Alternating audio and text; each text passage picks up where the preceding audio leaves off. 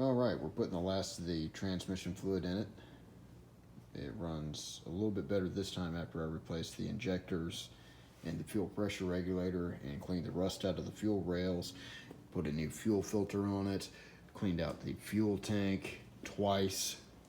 This car is a absolute mess, and my heart hurts for it. With a salvage title that was then replaced by a rebuilt title, and whoever gave this thing a rebuilt title didn't know what rebuilt title actually meant.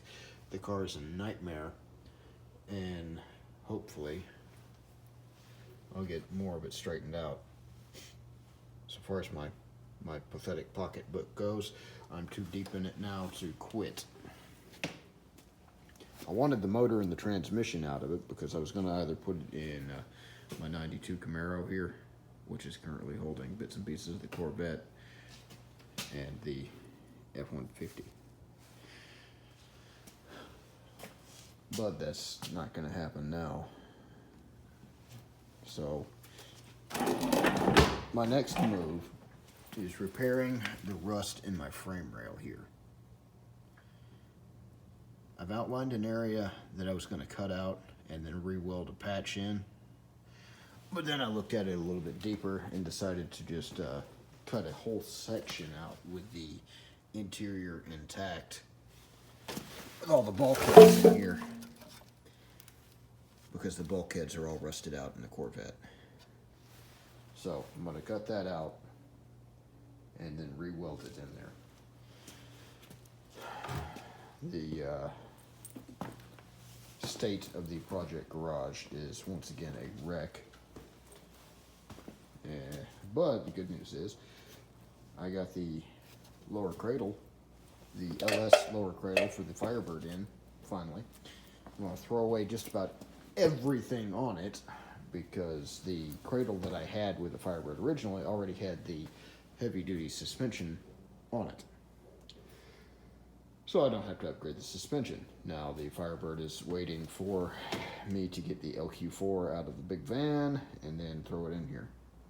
And there's my little 5-speed that I spent way too much money on and I'll never use again in my 305. The F-150, I have gotten down to the block and decided that I more than likely need to go ahead and replace the rings and mains. She's not very pretty. 213,000 miles and she's dirty. Imagine that. Injectors all worked on it, so I'm not worried about having to replace those. And there's a vacuum cleaner here full of antifreeze and various other parts. That is a quick look at the garage as of January 16th, 2022. Hopefully, in the next month or two, I'll be able to get all this finished, and once again, the garage will be mostly empty. My hopes are to, in that amount of time, go ahead and put new braces on the rafters and move the 76 El Camino in here and pull the body off of the frame and roll the frame back out and throw the body away. Then I'll roll my 74 El Camino in here and swap the frames over, if everything works out right. But until I get that done, I've got myself saddled with these projects.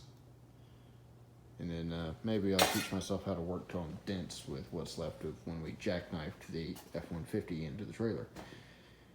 30 years of pulling trailers. Never jackknifed one until that happened. Ain't that something? All right, DJ out.